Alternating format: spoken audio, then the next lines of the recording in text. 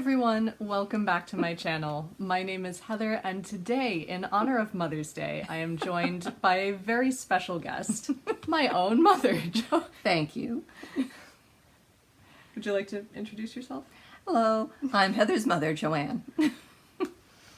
And of course, well, both my parents are readers, but I think I get my love of reading more from you. Oh, well, I'm a librarian. That was the first place you visited, was the library where I worked. Very true.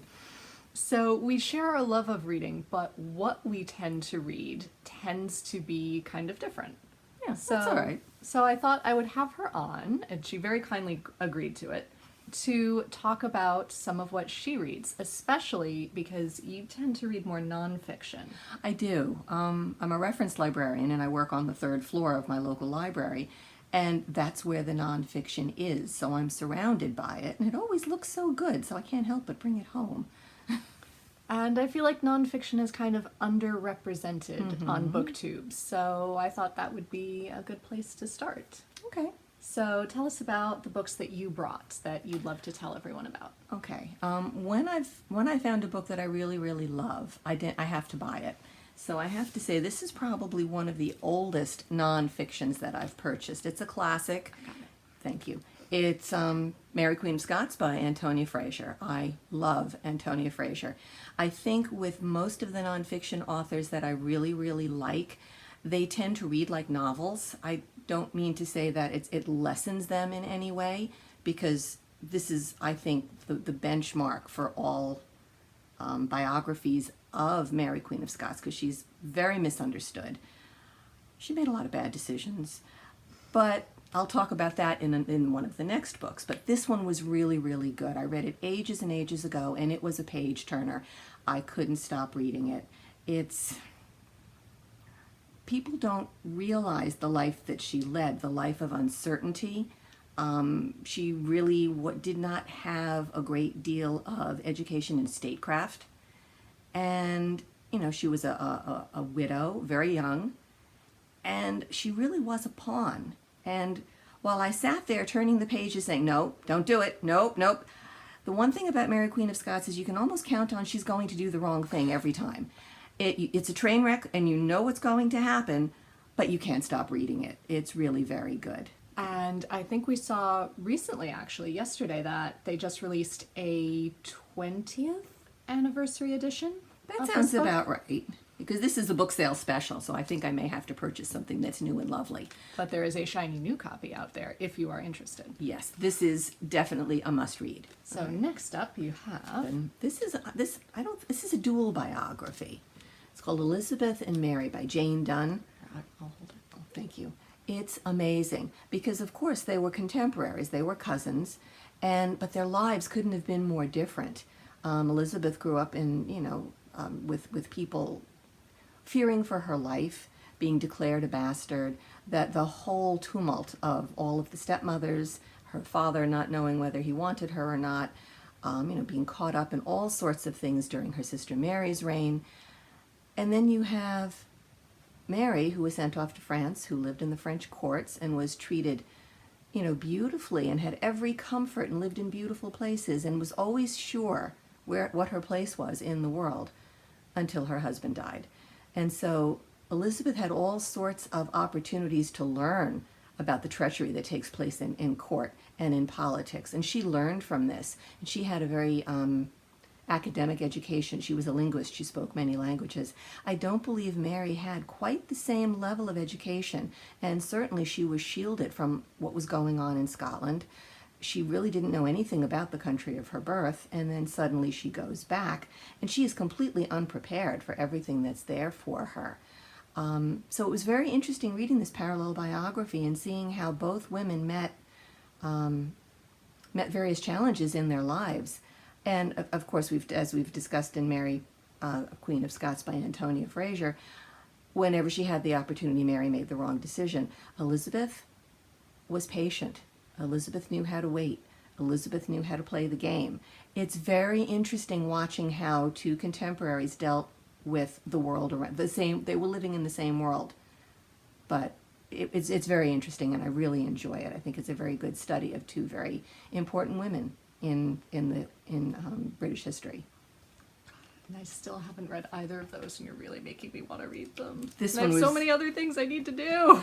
This one was really good. I liked it, and I was not familiar with Jane Dunn. I found her in a bookstore. This one I actually purchased, not at a book sale.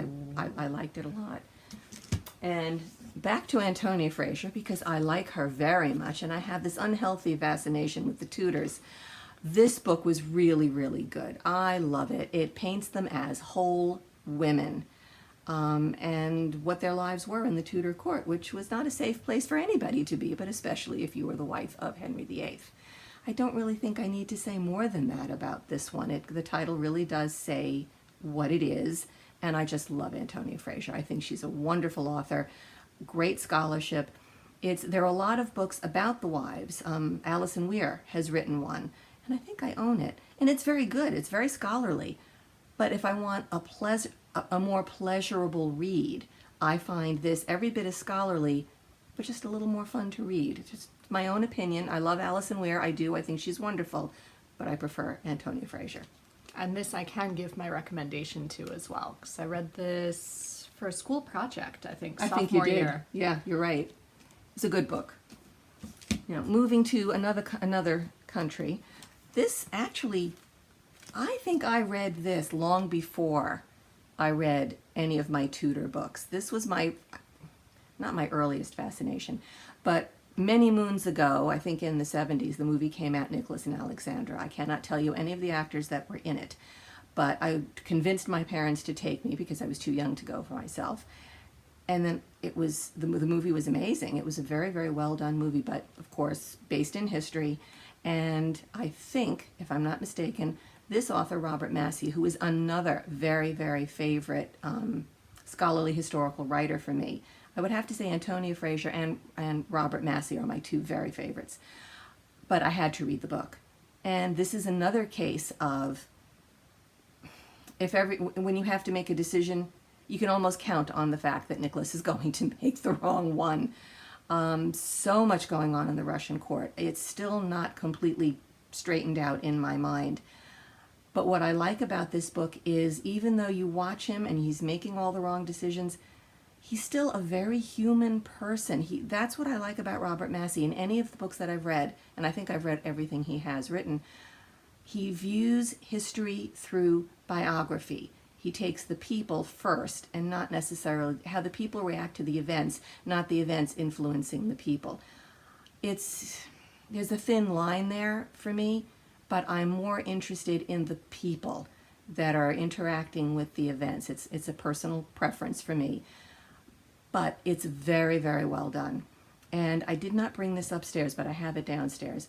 Robert Massey and his wife, Susan Massey, they had several children, but their oldest son was a hemophiliac, and that's kind of what sparked his research into the Russian royal family. And together, the mother and father, Robert and Susan, wrote a biography called Journey, raising their son, who was a hemophiliac, while he was busy researching and writing this book. And of course, the Tsarevich of the Romanov family was a hemophiliac. Thanks to Queen Victoria, she was a carrier. She gave hemophilia to the crowned heads of Europe. But it's how the young prince, the Tsarevich, it was how his illness also affected not only the family, but the fate of the state. It's both books very, very good, and I would recommend them highly. I love Robert Massey. He's wonderful. Wonderful. Okay. And And now for something completely different. moving into slightly More modern lighter times. and lighter fare, I would Yes. say. I love Paul O'Grady.